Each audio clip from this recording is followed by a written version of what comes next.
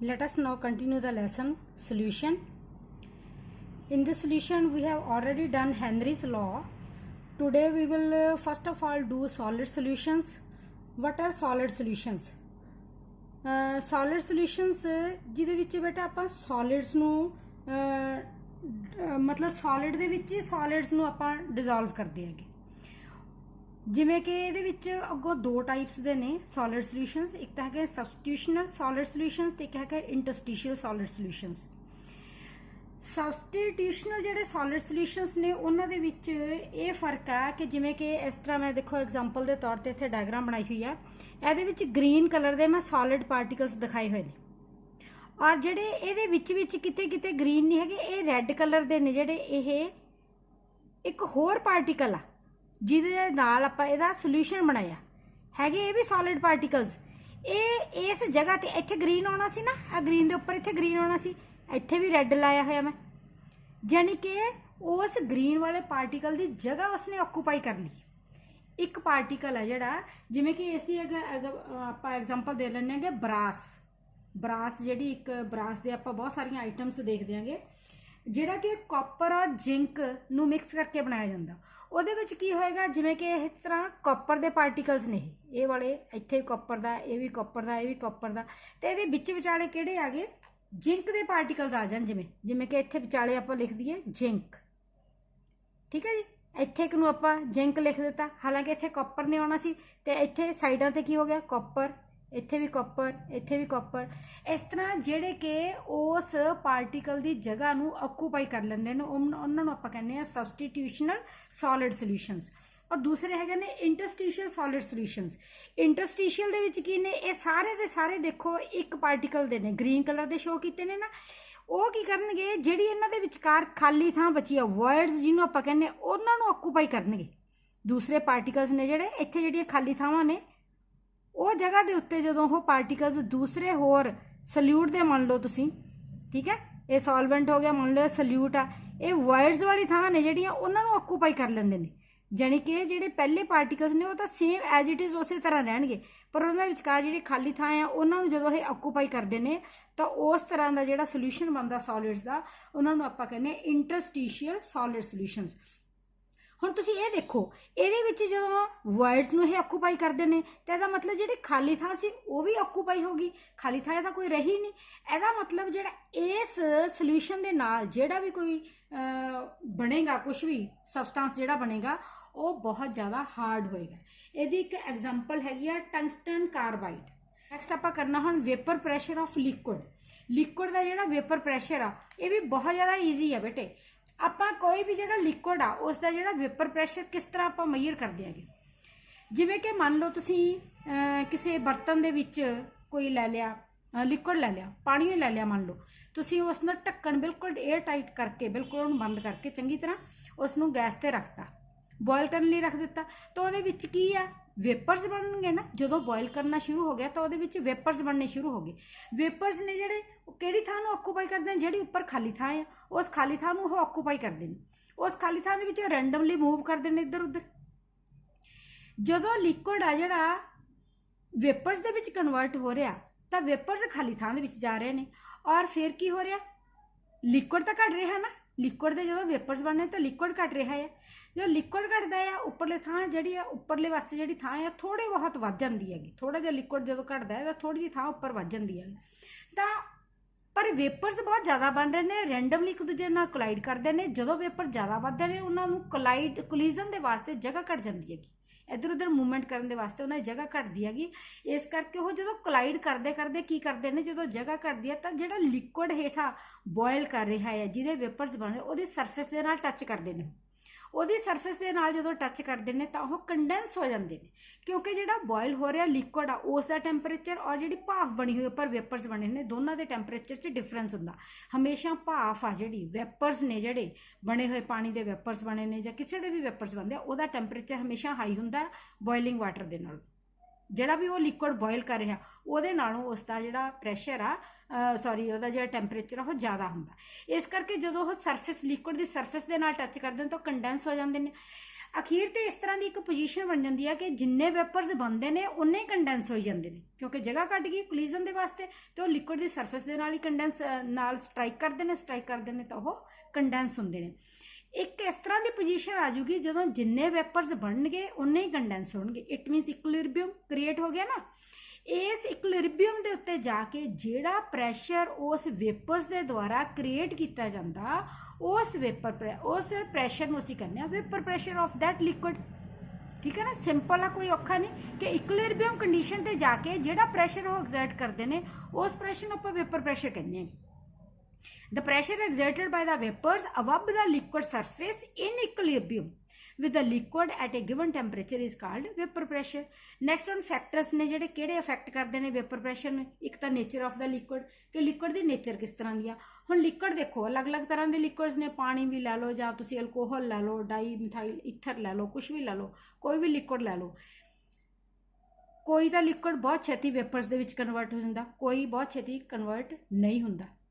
ਹੁਣ ਕਿਉਂ ਨਹੀਂ ਹੁੰਦਾ? ਇਹਦਾ ਮਤਲਬ ਨੇਚਰ ਤੇ ਡਿਪੈਂਡ ਕਰਦਾ ਨਾ ਫਿਰ ਉਹਦਾ ਵੇਪਰ ਪ੍ਰੈਸ਼ਰ ਵੀ। ਫਿਰ ਜਿਹੜੇ ਲਿਕੁਇਡ ਦੇ ਪਾਰਟੀਕਲਸ ਨੇ ਜਿਹੜੇ ਉਹਨਾਂ ਦੇ ਵਿਚਕਾਰ ਇੰਟਰਮੋਲੀਕੂਲਰ ਫੋਰਸਿਸ ਨੇ ਬਹੁਤ ਜ਼ਿਆਦਾ ਸਟਰੋਂਗ ਹੋਣਗੀਆਂ, ਤਾਂ ਉਹਨਾਂ ਫੋਰਸਿਸ ਨੂੰ ਤੋੜ ਕੇ ਹੀ ਵੇਪਰਸ ਬਣਨਗੇ ਨਾ। ਤੋੜਨਗੇ ਤਾਂ ਵੇਪਰਸ ਬਣ ਕੇ ਉਹ ਸਰਫੇਸ ਨੂੰ ਬਾਹਰ ਪਾਰ ਕਰਕੇ ਉੱਪਰ ਵੇਪਰਸ ਬਣਨਗੇ। ਜੇਕਰ ਇੰਟਰਮੋਲੀਕੂਲਰ ਫੋਰਸਿਸ ਬਹੁਤ ਜ਼ਿਆਦਾ ਸਟਰੋਂਗ ਨੇ ਤਾਂ ਉਹਨਾਂ ਨੂੰ ਤੋੜਨ ਦੇ ਲਈ એનર્ਜੀ ਜ਼ਿਆਦਾ ਚਾਹੀਦੀ ਹੈ, ਤਾਂ ਛੇਤੀ ਟੁੱਟਦੇ ਨਹੀਂ, ਇਸ ਕਰਕੇ ਉਹਨਾਂ ਦਾ ਵੇਪਰ ਪ੍ਰੈਸ਼ਰ ਘੱਟ ਹੋਏਗਾ, ਛੇਤੀ ਵੇਪਰਸ ਨਹੀਂ ਬਣਦੇ। ਔਰ ਜਿਹੜੇ ਲਿਕੁਇਡ ਦੇ ਵਿੱਚ ਦੇ ਪਾਰਟੀਕਲਸ ਦੇ ਵਿਚਕਾਰ ਇੰਟਰਮੋਲੀਕੂਲਰ ਫੋਰਸਿਸ ਨੇ ਜਿਹੜੀਆਂ ਉਹ ਇੰਨੀਆਂ ਸਟਰੋਂਗ ਨਹੀਂ ਹੈਗੀਆਂ, ਵੀਕ ਨੇ, ਤਾਂ ਉਹ ਆਸਾਨੀ ਦੇ ਨਾਲ ਹੀ ਥੋੜ੍ਹਾ ਜਿਹਾ ਟੈਂਪਰੇਚਰ ਦਿੰਦੇ ਹੈਗੇ ਤਾਂ ਉਹ ਸਰਫੇਸ ਨੂੰ ਕੱਟ ਆਫ ਕਰਕੇ ਵੇਪਰਸ ਦੇ ਵਿੱਚ ਕਨਵਰਟ ਕਰ ਜਾਂਦੇ ਨੇ। ਇਸ ਕਰਕੇ ਉਹਨਾਂ ਦਾ ਵੇਪਰ ਪ੍ਰੈਸ਼ਰ ਜ਼ਿਆਦਾ, ਪਾਰਟੀਕਲਸ ਨੇ ਛੇਤੀ ਉਹ ਫੋਰਸਿਸ ਨੂੰ ਤੋੜ ਕੇ ਬਾਹਰ ਨਿਕਲਦੇ ਨੇ ਤਾਂ ਉਹ ਵੇਪਰ ਪ੍ਰੈਸ਼ਰ ਜ਼ਿਆਦਾ ਕ੍ਰੀਏਟ ਕਰਦੇ ਨੇ। ਇਸ ਕਰਕੇ ਜਿਹਦੀ ਇੰਟਰਮੋਲੀਕੂਲਰ ਫੋਰਸਿਸ ਘੱਟ ਹੋਣਗੀਆਂ ਉਹਨਾਂ ਦਾ ਵੇਪਰ ਪ੍ਰੈਸ਼ਰ ਜ਼ਿਆਦਾ ਹੋਏਗਾ, ਔਰ ਜਿਨ੍ਹਾਂ ਦੇ ਇੰਟਰਮੋਲੀਕੂਲਰ ਫੋਰਸਿਸ ਬਹੁਤ ਜ਼ਿਆਦਾ ਸਟਰੋਂਗ ਹੋਣਗੀਆਂ, ਜਿਹੜੇ ਲਿਕੁਇਡਸ ਦੇ ਪਾਰਟੀਕਲਸ ਦੇ ਵਿਚਕਾਰ ਇੰਟਰਮੋਲੀਕੂਲਰ ਫੋਰਸਿਸ ਕਾਫੀ ਸਟਰੋਂਗ ਹੋਣਗੀਆਂ ਤਾਂ ਉਹਨਾਂ ਦਾ ਵੇਪਰ ਪ੍ਰੈਸ਼ਰ ਵੀ ਘੱਟ ਹੋਏਗਾ। ਇਟ ਮੀਨਸ ਇਹ ਨੇਚਰ ਆਫ ਲਿਕੁਇਡ ਤੇ ਡਿਪੈਂਡ ਕਰਦਾ ਵੇਪਰ ਪ੍ਰੈਸ਼ਰ। ਨੈਕਸਟ ਹੈਗਾ ਟੈਂਪਰੇਚਰ। ਜਿਵੇਂ ਅਸੀਂ ਟੈਂਪਰੇਚਰ ਇਨਕਰੀਜ਼ ਕਰਾਂਗੇ ਤਾਂ ਉਹਦਾ ਵੇਪਰ ਪ੍ਰੈਸ਼ਰ ਇਨਕਰੀਜ਼ ਹੋਏਗਾ, ਕਿਉਂਕਿ ਉਹਦੇ ਪਾਰਟੀਕਲਸ ਨੇ ਜਿਹੜੇ ਉਹਨਾਂ ਦੇ ਵਿੱਚ ਕਾਈਨੈਟਿਕ એનર્ਜੀ ਆ ਜਾਂਦੀ ਹੈ, ਮੂਵਮੈਂਟ ਕਰਦੇ ਨੇ ਤਾਂ ਸਰਫੇਸ ਨੂੰ ਕੱਟ ਕਰ ਜਾਂਦੇ ਨੇ, ਲਿਕੁਇਡ ਦੀ ਸਰਫੇਸ ਤੋਂ ਬਾਹਰ ਨਿਕਲ ਜਾਂਦੇ ਨੇ ਤਾਂ ਵੇਪਰਸ ਦੇ ਵਿੱਚ ਕਨਵਰਟ ਕਰ ਜਾਂਦੇ ਨੇ। ਜਿੰਨਾ ਜ਼ਿਆਦਾ ਟੈਂਪਰੇਚਰ ਹੋਏਗਾ ਉਨੀ ਉਹਨਾਂ ਦੀ ਕਾਈਨੈਟਿਕ એનર્ਜੀ ਜ਼ਿਆਦਾ ਹੋਏਗੀ, ਜ਼ਿਆਦਾ ਹੋਣ ਦੇ ਕਾਰਨ ਉਹ ਮੂਵ ਕਰਦੇ ਨੇ, ਮੂਵ ਕਰਕੇ ਸਰਫੇਸ ਲਿਕੁਇਡ ਦੀ ਸਰਫੇਸ ਤੋਂ ਬਾਹਰ ਆ ਜਾਂਦੇ ਨੇ। ਇਸ ਕਰਕੇ ਟੈਂਪਰੇਚਰ ਨੂੰ ਇਨਕਰੀਜ਼ ਕਰਨ ਦੇ ਨਾਲ ਕੀ ਹੁੰਦਾ, ਵੇਪਰ ਪ੍ਰੈਸ਼ਰ ਉਹਨਾਂ ਦਾ ਵੱਧਦਾ ਆ, ਉਹਨੇ ਜ਼ਿਆਦਾ ਵੇਪਰਸ ਬਣਦੇ ਨੇ, ਵੇਪਰ ਪ੍ਰੈਸ਼ਰ ਉਹਨਾਂ ਜ਼ਿਆਦਾ ਇਨਕਰੀਜ਼ ਹੁੰਦਾ ਹੈ। ਨੈਕਸਟ ਹੈਗਾ ਆ vapour pressure of liquid solutions. ਹੁਣ ਆਪਾਂ ਵੇਪਰ ਪ੍ਰੈਸ਼ਰ ਕਰਨਾ ਹੈ ਲਿਕੁਇਡ ਸੋਲਿਊਸ਼ਨਸ ਦਾ। ਪਹਿਲਾਂ ਆਪਾਂ ਕੀਤਾ ਸਿੰਪਲ ਲਿਕੁਇਡ ਦਾ, ਠੀਕ ਹੈ ਜੀ। ਹੁਣ ਕਰਾਂ ਆਪਾਂ ਲਿਕੁਇਡ ਸੋਲਿਊਸ਼ਨਸ ਦਾ। ਹੁਣ ਲਿਕੁਇਡ ਸੋਲਿਊਸ਼ਨ ਕਿਹੜੇ ਹੁੰਦੇ ਨੇ? ਲਿਕੁਇਡ ਸੋਲਿਊਸ਼ਨ ਦੇ ਵਿੱਚ ਜਿਹੜਾ ਸੋਲਵੈਂਟ ਹੋਏਗਾ ਉਹ ਲਿਕੁਇਡ ਹੋਏਗਾ, ਜਿਹੜਾ ਸੋਲਿਊਟ ਆ ਉਹ ਸੋਲਿਡ ਵੀ ਹੋ ਸਕਦਾ, ਲਿਕੁਇਡ ਵੀ ਹੋ ਸਕਦਾ ਔਰ ਗੈਸ ਵੀ ਹੋ ਸਕਦਾ ਹੈ, ਠੀਕ ਹੈ ਜੀ। ਲਿਕੁਇਡ ਸੋਲਿਊਸ਼ਨ ਦੇ ਵਿੱਚ ਪਹਿਲਾਂ ਆਪਾਂ ਲੈਸਨ ਦੇ ਸ਼ੁਰੂ ਦੇ ਵਿੱਚ ਆਪਾਂ ਅਲੱਗ-ਅਲੱਗ ਤਰ੍ਹਾਂ ਦੇ ਸੋਲਿਊਸ਼ਨ ਕੀਤੇ ਸੀ, solid solution, liquid solution, gases solution ਸਾਰੇ ਕੀਤੇ ਸੀ, ਉੱਥੋਂ ਵੀ ਤੁਸੀਂ ਦੇਖ ਸਕਦੇ ਹੋ।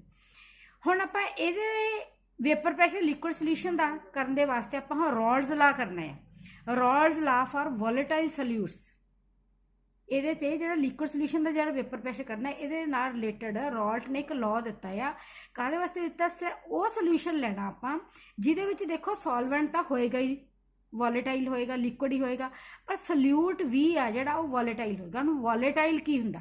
ਕਈ ਬੱਚਿਆਂ ਨੂੰ ਵੋਲੇਟਾਈਲ ਦਾ ਪਤਾ ਨਹੀਂ ਲੱਗਦਾ। ਵੋਲੇਟਾਈਲ ਉਹ ਹੁੰਦਾ ਆ ਉਹ ਸਬਸਟੈਂਸ ਜਿਹੜਾ ਕਿ ਈਜ਼ੀਲੀ ਵੈਪੋਰੇਟ ਹੋ ਜਾਵੇ, ਆਸਾਨੀ ਦੇ ਨਾਲ ਹੀ ਜਿਹਦੇ ਵੇਪਰਸ ਬਣ ਜਾਣ। ਹੁਣ ਆਸਾਨੀ ਨਾਲ ਵੇਪਰਸ ਤਾਂ ਲਿਕੁਇਡ ਦੇ ਬਣਨਗੇ, ਔਰ ਜਿਹਦੇ ਇੰਟਰਮੋਲੀਕੂਲਰ ਫੋਰਸਿਸ ਘੱਟ ਹੋਣਗੀਆਂ ਉਹਦੇ ਆਸਾਨੀ ਨਾਲ ਵੇਪਰਸ ਬਣ ਜਾਣਗੇ।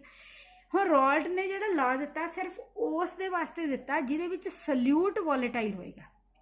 ਸੋਲਿਊਟ ਵੋਲੇਟਾਈਲ, ਸੋਲਵੈਂਟ ਤਾਂ ਆਪਾਂ ਲੈਣਾ ਹੀ ਲਿਕੁਇਡ ਆ, ਵੋਲੇਟਾਈਲ ਹੀ ਲੈਣਾ ਆ। ਲਿਕੁਇਡ ਆ ਜਿਹੜਾ ਉਹ ਵੋਲੇਟਾਈਲ ਈਜ਼ੀਲੀ ਹੋ ਜਾਂਦਾ ਆ, ਮਤਲਬ ਈਜ਼ੀਲੀ ਉਹਦੇ ਵੇਪਰਸ ਬਣ ਜਾਂਦੇ, ਵੋਲੇਟਾਈਲ ਹੁੰਦਾ ਉਹ। ਸੋਲਵੈਂਟ ਤਾਂ ਆਪਾਂ ਲਿਕੁਇਡ ਲਿਆ, ਉਹ ਵੋਲੇਟਾਈਲ ਹੈਗਾ ਹੀ ਆ, ਇਹਦੇ ਵਿੱਚ ਸੋਲਿਊਟ ਵੀ ਆਪਾਂ ਵੋਲੇਟਾਈਲ ਲੈਣਾ ਆ। ਤਾਂ ਰੌਲਟ ਨੇ ਕੀ ਕਿਹਾ ਕਿ ਜਦੋਂ ਆਪਾਂ ਦੇਖੋ ਇੱਕ ਬੀਕਰ ਦੇ ਵਿੱਚ, ਇੱਥੇ ਤੁਸੀਂ ਮੰਨ ਲਓ ਕਿ ਇੱਕ ਬੀਕਰ ਦੇ ਵਿੱਚ ਆਪਾਂ ਲਿਕੁਇਡ ਲੈ ਲਿਆ, ਇੱਕ ਲਿਕੁਇਡ ਲਿਆ, ਠੀਕ ਹੈ ਜੀ, ਇੱਕ ਕੰਪੋਨੈਂਟ ਇੱਕ ਲੈ ਲਿਆ, ਤੇ ਫਿਰ ਇਹਦੇ ਵਿੱਚ ਇੱਕ ਹੋਰ ਕੰਪੋਨੈਂਟ ਉਹ ਵੀ ਲਿਕੁਇਡ ਹੀ ਪਾਇਆ ਆਪਾਂ ਇਹਦੇ ਵਿੱਚ, ठीक है। वो जिहड़ा पाया वो दूसरा कंपोनेंट पाया। हुण उपरों आपां ढक्कन लगा दिता ते हेठों आपां बर्नर दे नाल इसनूं गर्म करता, ठीक है जी। हीट दित्ती आ ते जिहड़ा वेपर प्रैशर इत्थे वेपर्स बन गए, जिहड़ा एग्जर्ट हुण जिहड़ा वेपर प्रैशर जिहड़ा एग्जर्ट हो रहा दो कंपोनेंट्स दे वेपर प्रैशर दे नाल हो रहा, ठीक है जी। ਇਹਦਾ अपना वेपर प्रैशर आ, ਇਹਦਾ अपना वेपर प्रैशर आ। हुण इत्थे मिक्सचर बन गया तो जिहड़ा वेपर प्रैशर एग्जर्ट होया इत्थे वो एक मिक्सचर दा एग्जर्ट होया, मिक्सचर ने एग्जर्ट किया इत्थे जिहड़ा वेपर प्रैशर एग्जर्ट किया। ਇਹਦਾ मतलब फिर रॉल्ट ने इसे नूं रिलेटेड लैके रॉल्ट ने लॉ दिता कि जिहड़ा हुण वेपर प्रैशर बनूगा वो किहदे बराबर होऊगा। पहला तो आपां सिंगल दा जिहड़ा पहला आपां डिस्कस किया वो सिंगल एक लिक्विड दा कीता आपां कि पानी दा लै लो मान लो जां अल्कोहल दा लै लो उसका मान लो। हुण इहदे विच आपां मान लो भी पानी दे विच आपां की पाया अल्कोहल पा लिया, ठीक है जी, ਜਾਂ कोई भी होर पा लिया, कोई भी लिक्विड होर पा के आप डाई मिथाइल ईथर पा लिया ये उसनों आप मिक्स करके तो वह आप प्रैशर एग्जर्ट कर रहे हैं। एक सल्यूट पाया एक सॉल्वेंट पाया तो उसने डेफिनेशन की दी है at a given temperature for a solution of volatile liquid. लिखना बहुत ज़्यादा जरूरी है क्योंकि इसने दो ला दिते ने, एक नॉन वॉलेटाइल और एक वॉलेटाइल के वास्ते। Solution of volatile liquids the partial vapour pressure, partial की होंदा पार्ट हिस्सा कि partial vapour pressure of each component, दो कंपोनेंट लेने ना आप 1 एंड 2, हरेक कंपोनेंट का जिहड़ा अपना पार्ट का अपने पार्ट का जिहड़ा प्रैशर आ उसका सोल्यूशन दे विच वो किहदे बराबर आ is equal to the product of the vapour pressure of the pure component. कि जेकर यह 1 आ जिहड़ा 1 कंपोनेंट मैं लिया है प्योर कल्ला ही हुंदा इहदे विच, ठीक है जी, कल्ला हुंदा तो यदा आप वेपर प्रैशर लेंदे कल्ले का, जिवें आप पहला लिया ये 1 कंपोनेंट का। इस तरह अलग एक बिकर दे विच लैके आप 2 वाला कंपोनेंट लिया तो वह वेपर प्रैशर होगा, यानी कि प्योर फॉर्म च कंपोनेंट। और किन्ने मोल फ्रैक्शन ये आप पाए ने, ठीक है जी, मोल्स किन्ने पाए ने उसका मोल फ्रैक्शन किन्ना आ 1 पार्टिकल का 1 वाले कंपोनेंट का पार्टिकल नहीं कंपोनेंट 1 कंपोनेंट के किन्ने मोल फ्रैक्शन और सैकेंड कंपोनेंट के किन्ने मोल फ्रैक्शन ने, उन्होंने दोनों के प्रोडक्ट के बराबर होएगा कि वो प्योर कंपोनेंट आ जिहड़ा दे दौरान वह वेपर प्रैशर कितना सी और वो मोल फ्रैक्शन किन्ने ने।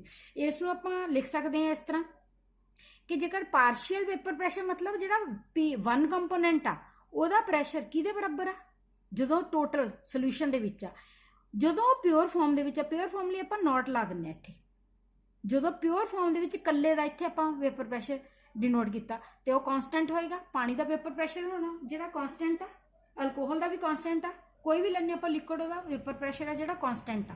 पर जो मिक्सचर के विच लैने गए उदों असीं इस तरह कढ़ना है P1 नॉट इंटू की आ एक्स, मोल फ्रैक्शन आप एक्स के नाल डिनोट करते कर चुके हैं तुसीं पहला 1 आ 1 कंपोनेंट है इस करके इहदे विच 1 पाता ये बराबर होएगा।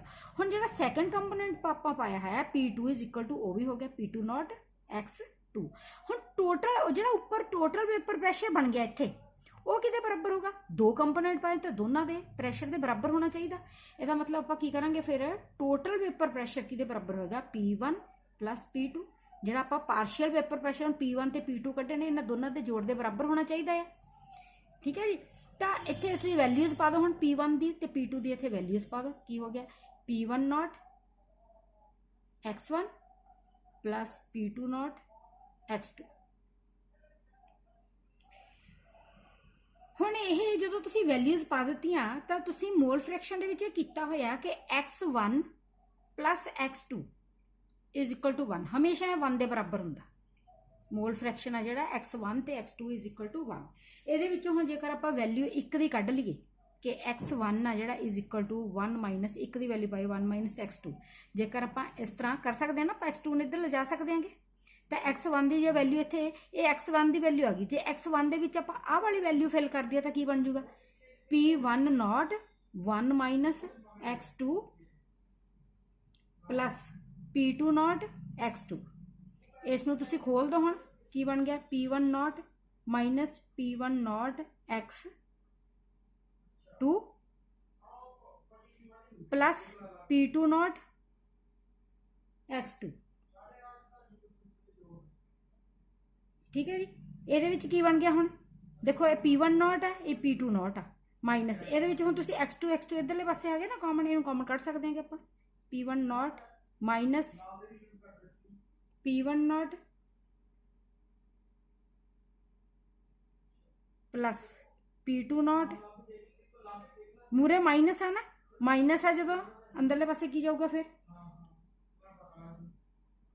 ये हो गया x2 इत्थे हो गया माइनस। जेकर तुसी इस माइनस नू खत्म करना चाहते होगे, वैसे इस तरह भी यह जी समीकरण बन गई बिल्कुल ठीक है। जेकर इनू खत्म करना चाहते हो तो की बनेगा P1 नॉट, इत्थों तो शुरू करना तुसी फिर P2 प्लस है ना, प्लस वाले में चाहे मूरे लाओ तुसी तो P1 ये P1 नॉट था मूरले वाला ये वाला हो गया P1 not plus P2 not x minus P1 not x2 x2 हो गया ना। तो ये की बन गया फिर P1 not plus P2 not minus P1 not into x2। ठीक है जी, इस तरह भी कर सकते हो तुसी और इस तरह भी कर सकते हो, कोई फर्क नहीं पैंदा। आप साइन चेंज करके इत्थे प्लस का निशान लै आंदा, एक्चुअली इत्थे x2 लिखना x2। एक्चुअली आप हुण देखना की है कि कंसनट्रेशन x2 ते डिपेंड कर रहा है। जिहड़ा P2 नॉट है जां P1 नॉट है, इत्थे भी P1 नॉट है, ये तो कॉन्सटेंट ने। ਆਪਾਂ ਜਿਹੜੇ ਕੰਪੋਨੈਂਟ 1 ਤੇ 2 ਦਾ ਜਿਹੜਾ ਵੇਪਰ ਪ੍ਰੈਸ਼ਰ ਲਿਆ ਉਹ ਤਾਂ ਕਾਂਸਟੈਂਟ ਹੀ ਹੋ ਨਾ। ਹੁਣ ਪਾਣੀ ਦਾ ਜਿਹੜਾ ਵੇਪਰ ਪ੍ਰੈਸ਼ਰ ਆ ਤਾਂ ਕਾਂਸਟੈਂਟ ਹੀ ਰਹੂਗਾ, ਜਿੰਨਾ ਹੈਗਾ ਉਨਾ ਹੀ ਰਹਿਣਾ ਹੈ। ਇਸ ਕਰਕੇ ਜਿਹੜੇ ਇੰਡੀਪੈਂਡੈਂਟਲੀ ਕੱਲੇ ਕੰਪੋਨੈਂਟ ਦਾ ਜਿਹੜਾ ਵੇਪਰ ਪ੍ਰੈਸ਼ਰ ਇਹ ਤਾਂ ਕਾਂਸਟੈਂਟ ਹੋਏਗਾ। ਇਹ ਮਤਲਬ ਡਿਪੈਂਡ ਕਿਹਦੇ ਤੇ ਕਰ ਰਿਹਾ ਫਿਰ x2 ਦੇ ਉੱਤੇ, ਯਾਨੀ ਕਿ ਮੋਲ ਫ੍ਰੈਕਸ਼ਨ ਦੂਸਰਾ ਜਿਹੜਾ ਸੈਕੰਡ ਕੰਪੋਨੈਂਟ ਆ ਉਹਦੇ ਮੋਲ ਫ੍ਰੈਕਸ਼ਨ ਦੇ ਉੱਤੇ ਵੇਪਰ ਪ੍ਰੈਸ਼ਰ ਡਿਪੈਂਡ ਕਰਦਾ ਹੈ। ਇਹ ਵੇਰੀ ਕਰੂਗਾ ਤਾਂ ਵੇਪਰ ਪ੍ਰੈਸ਼ਰ ਵੀ ਵੇਰੀ ਕਰੂਗਾ। ਨੈਕਸਟ ਹੁਣ ਇਹਦਾ ਆਪਾਂ ਗ੍ਰਾਫ करना है। ग्राफ देखो बहुत इंपॉर्टेंट है, इसका ग्राफ जरूर करना तुसी। इस तरह आप एक्स एक्सिस ते वाई एक्सिस ले लिया, इधरले पासे ले लिया आप मोल फ्रैक्शन और इधरले पासे हो गया वेपर प्रैशर।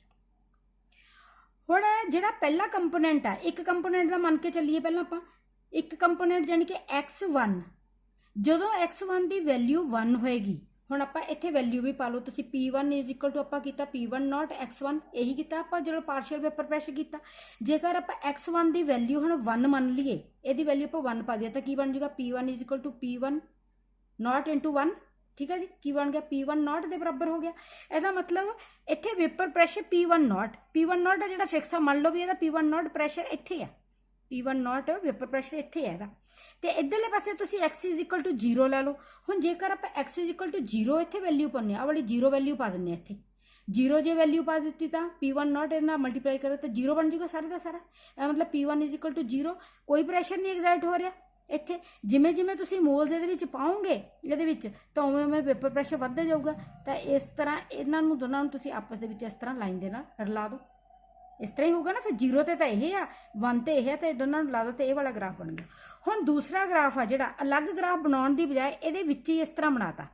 इधरले पासे की हो गया वाई एक्सिस हो गया, आ तो एक्स एक्सिस तो है ये मोल फ्रैक्शन, इधरले पासे वेपर प्रैशर। हुण आपां दूसरे कंपोनेंट का कढना है।